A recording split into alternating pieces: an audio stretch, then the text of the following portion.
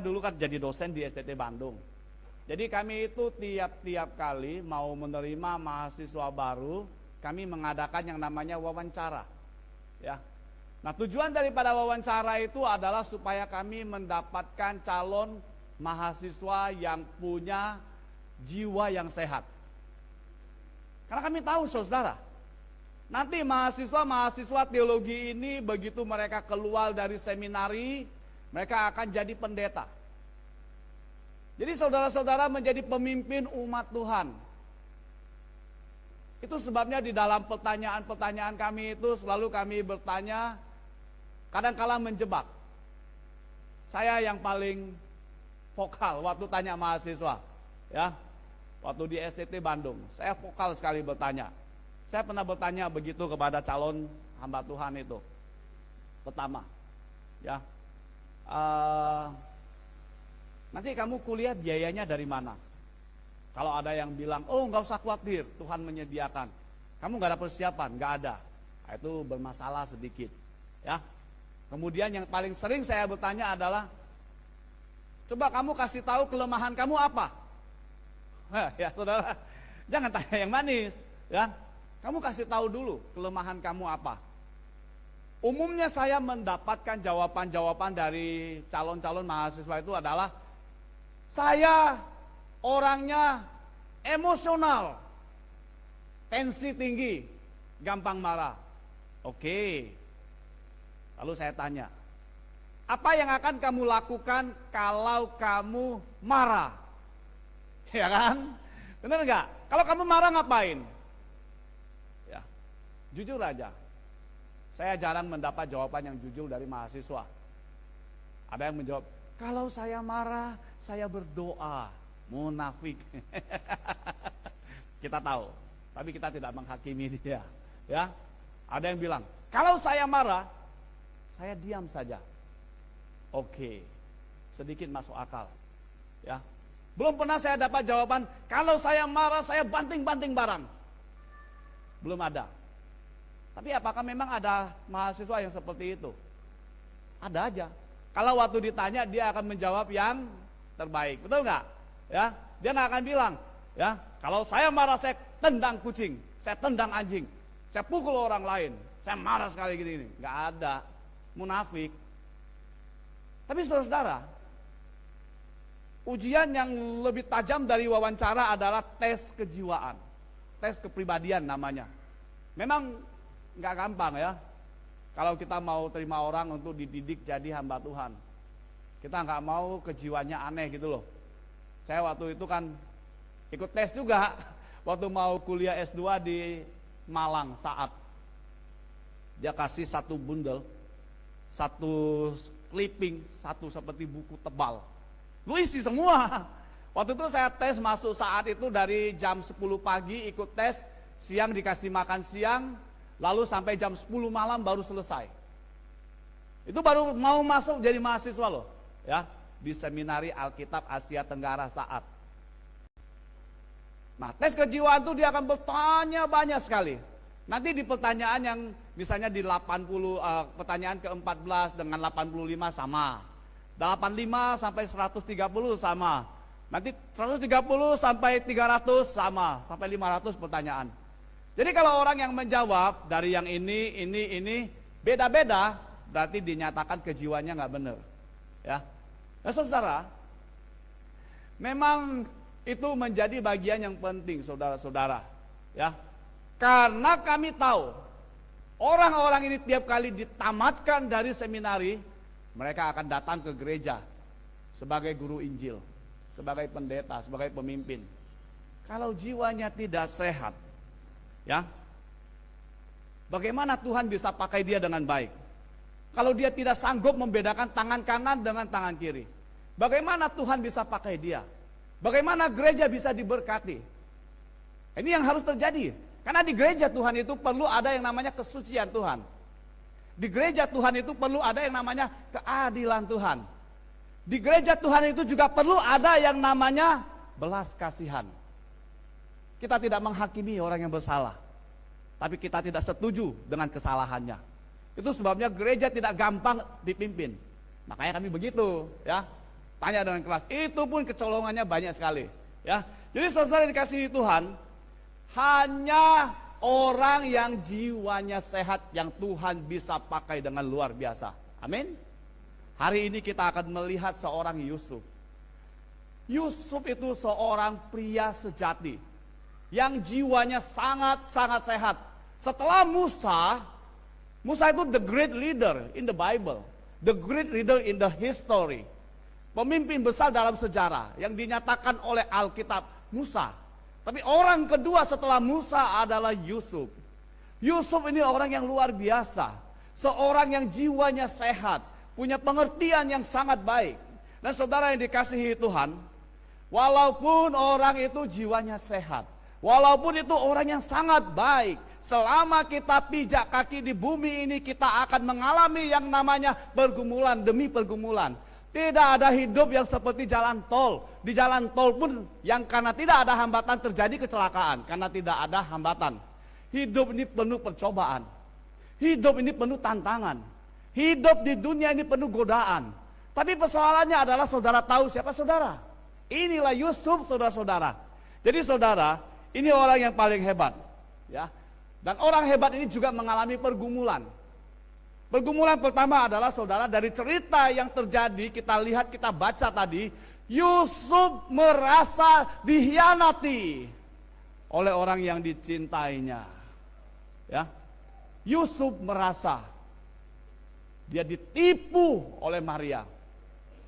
Karena memang saudara-saudara, di dalam Injil, dalam tradisi kekristenan, ya, Injil ini sudah jadi tradisi gereja sebetulnya, yang juga adalah tradisi Yahudi. Orang yang bertunangan itu dianggap sudah terikat. Gak gampang ya. Jadi saya kan suka bimbing konseling pranikah. Baik waktu saya di Medan, dulu di sini, sampai hari ini di sini. Ya, kita mengajarkan apa yang Alkitab ajarkan. Orang yang bertunangan itu sudah terikat. Walaupun mereka tidak hidup sebagai suami istri dalam arti ya hubungan suami istri, tapi mereka sudah terikat. Mereka tidak boleh macam-macam. Mereka harus jaga sebagai komitmen sehingga dia layak menjadi suami saya layak menjadi istri dia. Kira-kira begitu. Nah, jadi saudara-saudara, sudah terikat Maria, tiba-tiba Yusuf tahu Maria sudah hamil. Wah, ini, itu saya katakan, Yusuf merasa dikhianati. Ya, dikhianati teman aja, sakit hatinya luar biasa ya. Apalagi dikhianati dalam bisnis, ruginya besar. Hari ini banyak orang bangkrut karena dikhianati oleh teman dagangnya. Tapi kalau dikhianati oleh calon yang sudah terikat itu, sakitnya tuh di sini. Sakit hati sekali saudara. Ini dialami Yusuf. Ya, ngai simpong, ya, susah makan, susah. Saya bisa memaklumi bagaimana Yusuf ini ketika dia hianati oleh Maria. Menurut dia, karena dia melihat bukti, walaupun dia tidak tahu fakta. Ya, bukti kadang-kadang bukan fakta loh, saudara-saudara. Yang terjadi, engkau hanya melihat fenomena, tapi engkau tidak melihat sesuatu di balik fenomena. Kadang-kadang engkau mulai menilai, engkau mulai menuduh, dan inilah yang terjadi di Yusuf. Ya, bagi Yusuf, Maria tidak setia, sudah menyakiti hati dia. Ya, itu kesakitan yang pertama yang dialami seorang Yusuf, calon suaminya Maria. Yang kedua adalah semua cita-cita masa depannya hancur. Ya, waktu saya pacaran sama Semu, saya berpikir, nanti kami akan bangun rumah tangga yang seperti apa, bagaimana kita mendidik anak kita, ya, rumahnya seperti apa. Kayak nyanyi itu, Cientan Ti Seng Huo, ya, Xin Se Pu Se Cai Xiang Sei Suo. Wah, enak nyanyinya. Ini kalau orang lagi pacaran dan sudah serius bertunangan, mereka sudah mulai punya rancangan rumah tangga. Mereka sudah memikirkan masa depan. Kalau belum, lebih baik jangan. Ya, betul nggak? Kalau belum jangan, ya. Jadi saudara, pacaran itu, apalagi sudah bertunangan itu bukan hal sepele. Kalau belum jangan. Kalau nggak cocok jangan. Jangan pacaran untuk coba-coba. Jangan bertunangan untuk main-main. Itu dosa di hadapan Tuhan. Karena engkau harus merancang masa depan keluargamu. Saya percaya Yusuf sudah siapkan semua itu. Dia sebagai tukang kayu, dia sudah barangkali bersusah payah mengumpulkan uang-uang yang dibutuhkan supaya bisa bangun rumah tangga. Tapi tiba-tiba dia menemukan calonnya hamil. Ya, itu kesakitan kedua. Rancangan masa depan runtuh. Yang ketiga, saudara-saudara, sebagai seorang laki-laki, kalau tunangannya hamil bukan karena dia, masyarakat akan ribut.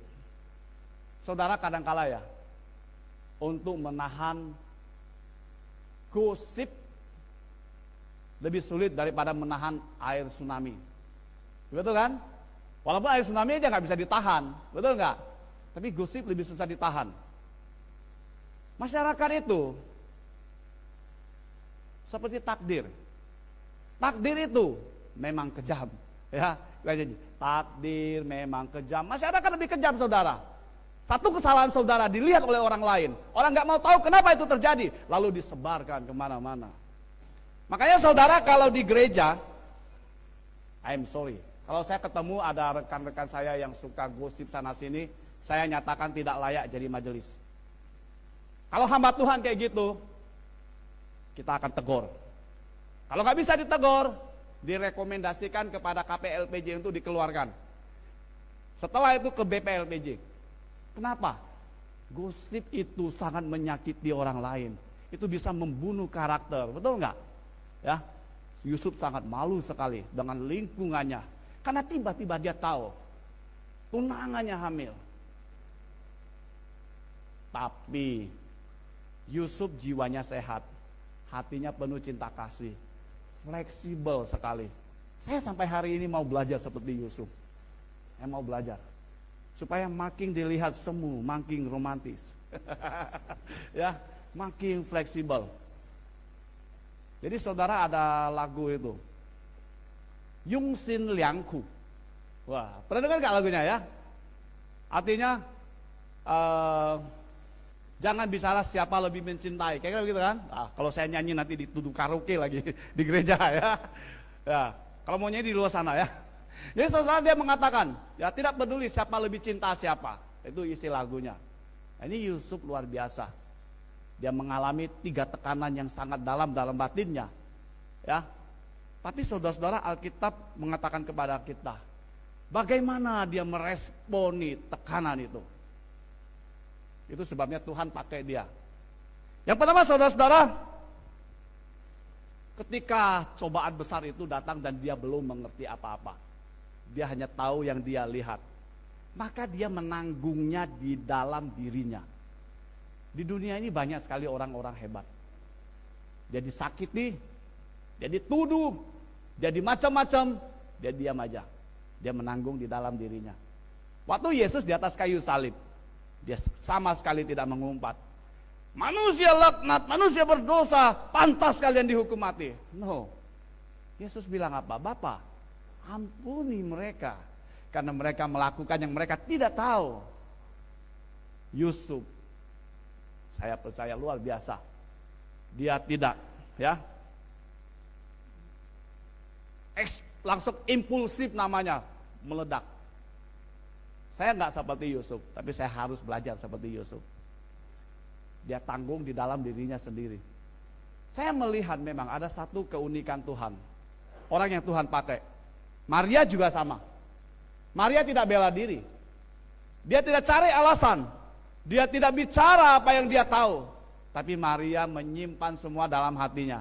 Termasuk waktu Yesus berkata, hai ibu, ya, hai ibu, aku harus di rumah bapakku.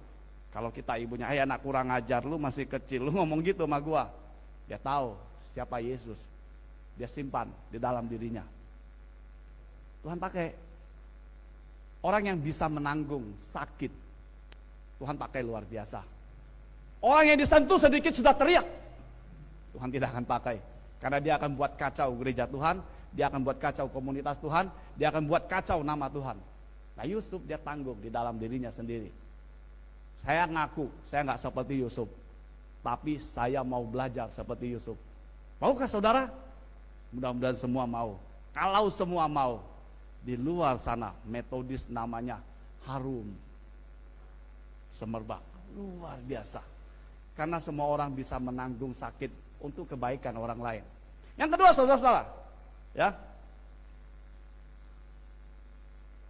hormat terhadap Tuhan tidak pernah berkurang. Hari ini saya ketemu banyak sekali orang-orang Kristen di mana-mana, bukan cuma ada di sini. Sedikit masalah saja, percuma aku rajin kebaktian, Tuhan itu di mana? Tuhan itu tidak baik, Tuhan itu gini, Tuhan gitu. Tuhan membiarkan, langsung marah, langsung nggak mau ke gereja lagi, langsung nggak mau berdoa lagi, langsung nggak mau baca Alkitab lagi, langsung saya mau ganti agama. Kalau ada yang kayak gitu pergi aja. Betul. Kenapa? Karena engkau tidak tahu siapa yang kau percaya, sehingga hanya dengan persoalan kecil sudah. Coba saudara bayangkan, Yusuf orang yang tidak bisa menanggung di dalam dirinya, ya. Kan bukankah dunia ini mengajarkan kepada kita, kalau engkau baik sama aku akan lebih baik kepadamu. Tapi kalau engkau jahat kepadaku, apa yang aku lakukan? Woyo pini kengsyung. Itu binatang, saudara. Binatang kalau nggak diganggu nggak gigit umumnya. Tapi jangan coba-coba masuk kandang singa nggak ganggu ya. Lu nggak ganggu, dia ganggu lu ya. Tapi manusia yang segambar Allah, walaupun diganggu dia sabar. Kita harus belajar seperti Yusuf.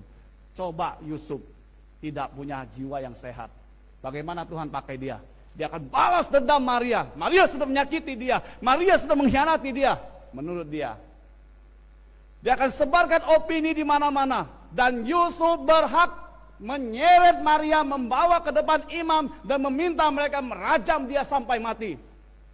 Yusuf berhak. Sakit hatiku akan terbalas kalau orang sudah berdarah-darah dan mati.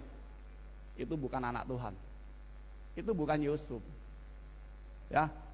Itu sebabnya saudara-saudara, Yusuf berkata apa? Dalam hatinya. Alkitab mengatakan, dia orang yang hatinya sangat lembut. Ya. Dia bermaksud diam-diam. Dia tulus. Diam-diam. Enggak ribut. Enggak ngomong sana sini. Diam-diam menceraikan Maria. Karena dia tidak mungkin bisa menerima. Karena bukan dia yang buat, sudah hamil. Ya, yang dia tahu pun dia belum boleh buat. Sudah ada maksud itu, ya. Yang kedua tadi dia katakan dia tidak sedikit pun rasa takut akan Tuhan, cinta akan Tuhannya berkurang. Hari ini saudara khotbah ini menegur saudara dan saya, menegur banyak orang, semua orang. Yang sikit-sikit mulai kendor, sikit-sikit sudah nggak mau lagi. Saudara siapa? Tuhan siapa? Ya, saya nggak mau main piano lagi, saya nggak mau nyanyi lagi. Nanti saya bilang, saya pun nggak mau khotbah lagi. Udah kalian bilang, Bos, pulang aja ke Medan. Ya, saudara, Yusuf hebat, sikit pun tidak kurang. Dia hormat Tuhan. Ya, yang ketiga saudara-saudara, ini yang saya dengan Pak Atek. Nah, ini Pak Atek ada di sini nih. Kemarin nyanyi luar biasa. Ya, ini yang saya dengan Pak Atek perlu belajar banyak. Walaupun dia pikir dia disakiti, dia dihinakan, dia disepelekan, dia dipijak-pijak, cintanya tidak pernah kurang kepada Maria. Kamu bisa? Gak gampang ya? Ya, cintanya tidak pernah kurang. Walaupun dia hanya bisa bernyanyi, cinta belum tentu harus bersatu, ya kan? Iya, cintanya nggak kurang. Wah, luar biasa nih Yusuf ini, ya. Dia tetap cinta Maria. Dia tetap sayang Maria. Walaupun dia bertekad tidak akan menikahi Maria. Namun saudara, pergumulan dari orang benar ini, orang saleh ini, orang yang tulus hati ini, orang yang bisa menanggung tekanan dari dalam ini, diselesaikan oleh Tuhan. Pada waktu dia mau menceraikan Maria, maka di dalam mimpi Tuhan mengutus malaikatnya memberitahu dia. Jadi Maria nggak ngomong loh saudara. Maria nggak bela diri loh. Dia tahu waktu dia bilang, jadilah padaku seperti yang engkau katakan itu. Dia tahu resikonya batu. Dia tahu resikonya disalah sangka. Tapi dia diam. Akhirnya Tuhan yang suruh malaikat berbicara. Ya. Jadi saudara, ketika Yusuf mendengarkan berita dari malaikat, Maria itu mengandung dari Roh Kudus, yang artinya waktu Maria berkata, "Jadilah," belum apa-apa, di rahimnya sudah ada bayi Yesus. Tidak ada proses. Begitu dia bersedia, sudah ada. Itu namanya pekerjaan Roh Kudus. Ya. Dan saudara-saudara, ketika dia tahu apa yang diemban oleh Maria adalah misi dari Allah, misi dari sorga untuk dunia, dan dia mendapatkan pencerahan dari malaikat yang diperintahkan oleh Tuhan, misi itu pun menjadi misi dia. Akhirnya dari curiga menjadi sebuah misi, yaitu misi mendukung rencana Allah untuk menyelamatkan dunia. Karena dikatakan apa? Namakan dia Yesus, karena dia akan menyelamatkan umatnya dari dosa mereka. Gak ada satu orang pun di dunia bisa menyelamatkan dosa kecuali Yesus. Dengan cara jadi manusia, mati bagi manusia. Ya, jadi saudara yang dikasihi Tuhan, akhirnya Alkitab memproklamasikan Yusuf ini adalah orang yang tulus ikhlas. Orang kedua setelah Musa, yang lembut hatinya, yang jiwanya sehat. Dan saya melihat ini menjadi sebuah acuan bagi saya dan saudara-saudara untuk melayani Tuhan. Ya, Tuhan hanya akan pakai orang yang jiwanya sehat, kepribadiannya kuat, seperti Yusuf. Peristiwa besar di dunia terjadi. Salah satu yang berperan di situ, yang mengemban misinya ilahi, itu adalah Yusuf. Saudara-saudara, mari mulai hari ini, tolong jangan hakimi siapapun, jangan bicarakan siapapun, lihatlah kepada diri sendiri.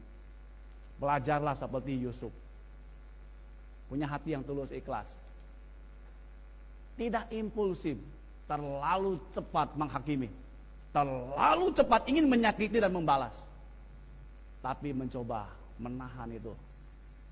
Dan kemudian jangan berkurang komitmen setia kepada Tuhan. Sejujurnya Tuhan tidak pernah salah ketika apapun yang terjadi. Jangan-jangan yang salah saudara dan saya. Dan yang ketiga, saudara-saudara, ya, cinta kasih itu tetaplah bertahan. Jangan sampai kehilangan cinta kasih. Kehilangan cinta kasih tidak bisa melakukan pekerjaan.